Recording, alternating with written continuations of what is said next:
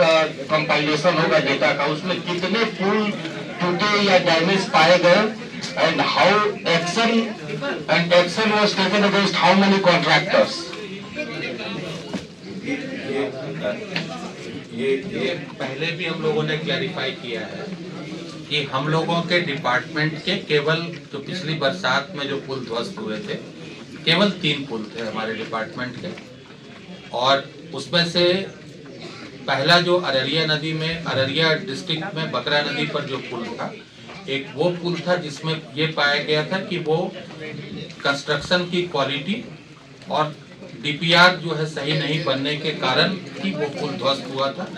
उसकी जांच हम लोगों ने आईआईटी और टेक्निकल विजिलेंस दोनों टीमों से हम लोगों ने अलग अलग पैरेलली कराया, ताकि किसी को कोई कहने के चांसेस नहीं रहे कि ये जांच प्रतिवेदन ठीक नहीं है। और उसके बाद इसमें संबंधित जितने भी अभियंता थे, उन सभी अभियंता वो आज की तिथि तक भी निलंबित है और सबके ऊपर डिपार्टमेंटल प्रोसीडिंग प्रारंभ हो गई है सक्षम स्तर से आदेश लेके। और उसके बाद एक बार डिपार्टमेंटल प्रोसीडिंग के बाद जो भी पनिशमेंट होगा वो किया जाएगा। जहां तक 2 और पुल जो गिरे थे, एक मोतिहारी में घोड़ासहन में और एक मधुबनी में, वो दोनों पुल गिरे नहीं थे। मोतिहारी में जो पुल गिरा था उसमें उसी दिन ढलाई हुई थी, जिसको गांव वालों ने के साथ कुछ विवाद के कारण रात में उसको कुछ लोगों के द्वारा उसकी शटरिंग हटा दी गई थी, इसलिए उसका स्लैब गिरा था।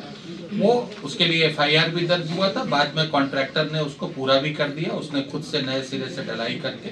और दूसरा जो मधुबनी में था, उसमें नदी में अचानक पानी आ जाने के कारण उसकी शटरिंग हिल गई थी, इसके कारण से गिरा था। तो वस्तुतः एक ही पुल है हमारे डिपार्टमेंट का जो अररिया जिले में हुआ था, वही पुल था और उस पर पर्याप्त कार्रवाई हुई है।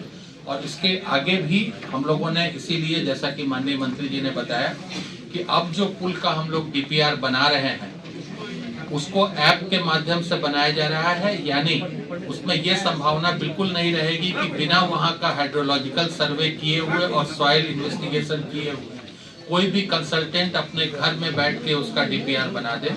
और हम लोग हर हफ्ते कंसल्टेंट्स की मीटिंग करते हैं, उनको बिल्कुल ये क्लियर कर दिया गया है कि जहां कहीं भी नया पुल बनेगा उसके अप स्ट्रीम और डाउन स्ट्रीम में जहां कहीं भी एग्जिस्टिंग पुल है, खासतौर पे रेलवे के जो पुल है, क्योंकि वो सबसे मजबूत होते हैं रेलवे के पुल, उन पुलों को देख के और उनका जो फाउंडेशन है उस फाउंडेशन को ध्यान में रखते हुए नए पुलों का फाउंडेशन प्रस्तावित किया जाएगा। आलोक सर, एक सवाल है, ये जो मुख्यमंत्री ग्राम संपर्क योजना या प्रधानमंत्री ग्राम सड़क योजना बहुत अच्छी योजना है, बहुत सारी चीजें आपने कही कि सरकार जो है इसको, अभी माननीय मंत्री भी कह रहे थे।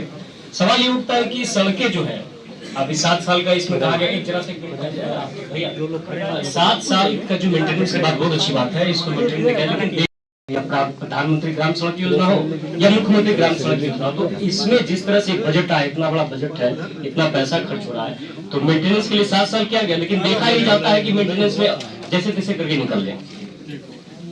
ऐसा है कि ये बात सत्य है कि जो पहले का 5 इयर्स का जो हम लोगों की मेंटेनेंस पॉलिसी थी, इसको आप कह रहे हैं कि बहुत, तो उसमें कहीं ना कहीं कुछ फ्लॉ था, कोऑर्डिनेशन प्रॉपर नहीं था, तभी हम लोगों ने ये 7 साल का मेंटेनेंस पॉलिसी लाया है।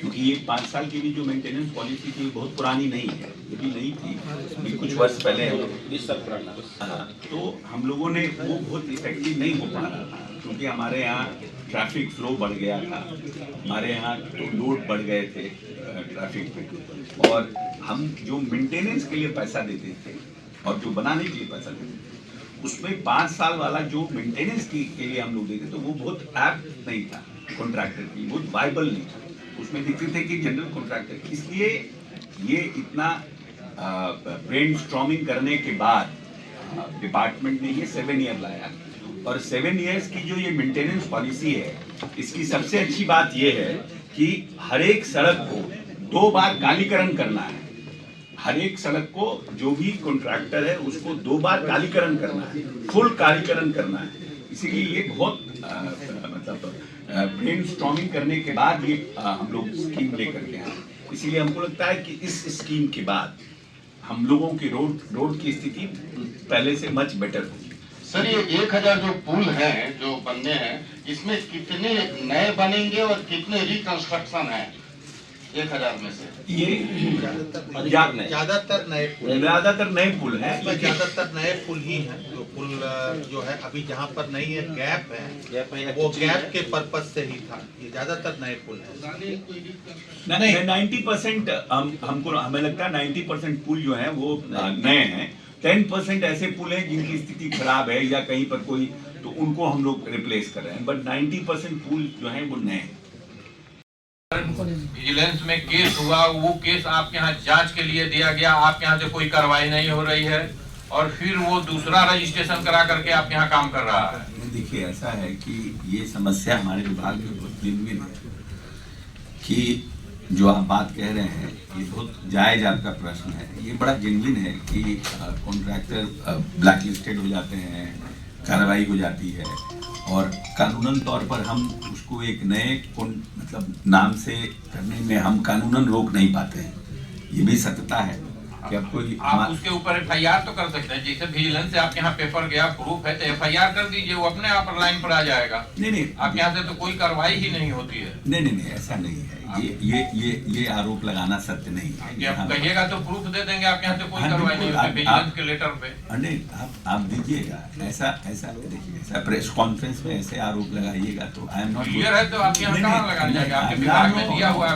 I am not going to bite. ऐसा नहीं है ना कि आप हम पे कोई भी कुछ भी कि हमारे यहाँ से कार्रवाई नहीं होती। आप किसी के लिए स्पेसिफिक होंगे, दीजिएगा, लिख करके बताइएगा। कार्रवाई काहे नहीं होगी? आप अभी तक 72 इंजीनियर पर कार्रवाई हो चुकी है, कम से कम 100 से ऊपर कॉन्ट्रैक्टर पर कार्रवाई हो चुकी है। ऐसे आप कहिएगा बैठ कर प्रेस कॉन्फ्रेंस में कार्रवाई नहीं होती है, नहीं, गलत बात है। तरीका ठीक नो, ये तरीका ठीक नहीं है। सॉरी, वेरी सॉरी, ये तरीका ठीक नहीं है।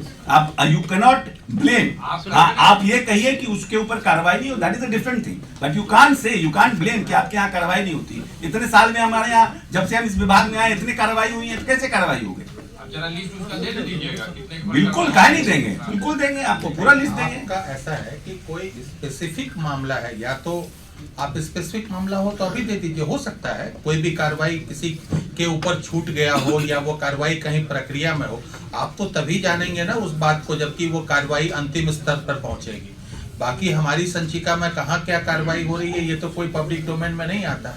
आपका कोई स्पेसिफिक मामला है, आप बिल्कुल देने के लिए स्वतंत्र हैं। हम लोगों ने तो इसीलिए आप पब्लिक के लिए भी ऐप कर दिया है कि भाई कोई भी आदमी कहीं से भी सड़क खराब हो, अभी तक तो खाली इंजीनियर नहीं या खाली वहाँ के जनप्रतिनिधि नहीं, आम आदमी भी उसकी सड़क का करे। अब ये इसका मतलब ये नहीं है कि हम रातों रात सबको ठीक कर देंगे, कम से कम मेरी जानकारी में तो आएगा वो चीजें।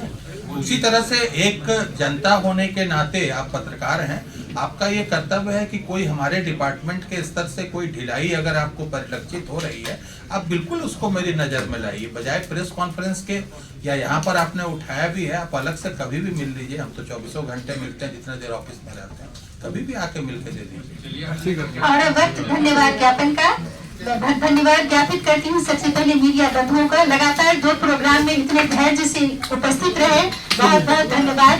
और खास धन्यवाद मैं आभार प्रदर्शन करती हूँ माननीय मंत्री का, जिन्होंने बहुमूल्य समय निकालकर यहाँ उपस्थित होकर अपनी बातें रखी, विभाग की बातें रखी, उपलब्धियों को बताया। बहुत बहुत आभार सर। ग्रामीण कार्य विभाग के तमाम ऑफिशियल का बहुत बहुत धन्यवाद।